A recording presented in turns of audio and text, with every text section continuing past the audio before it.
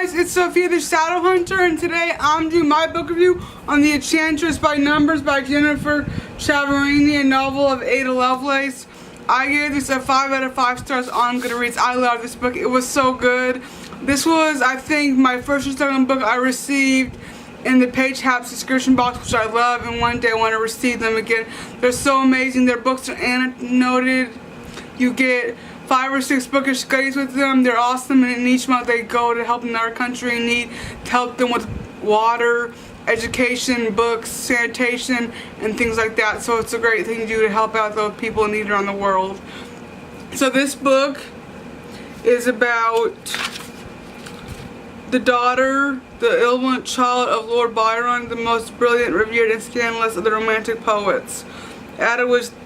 Ada was destined for the fame from the moment she was born, but her mathematician mother, estranged from Ada's infamous and destructively passionate father, is determined to save her only child from her peerless Byron heritage. So this book was so her mother was a mathematician, and so her daughter becomes a mathematician too. It shows her getting married, her having children, and how her whole life was changed because at a young age, I believe when she was seven months old, her mother left her father because he was abusive and it wasn't a good relationship to be in, and so she left and she raised her daughter elsewhere, and so she never really knew her father. She heard these stories about her father and she really didn't get to really know who he was on her own terms. I think that was hard for her, but she grew up to be a mathematician like her mother. And something very interesting about this book was I noticed that humans used to be calculators. They were considered human calculators, and the people who knew math and everything, they were called calculators. And this is how they learned how to make computers and things like that. So it's just very awesome and entertaining. It also talked about Queen Victoria and Sir Robert Peel and some other people from the Victoria show, which is really interesting in that part of history. I love books like this about royal families, and I haven't read a book like this in a long time, and now I want to read more about it. I did read, she wrote the Mrs. Lincoln's Dressmaker, which I read that a couple years ago, and it was really, really great.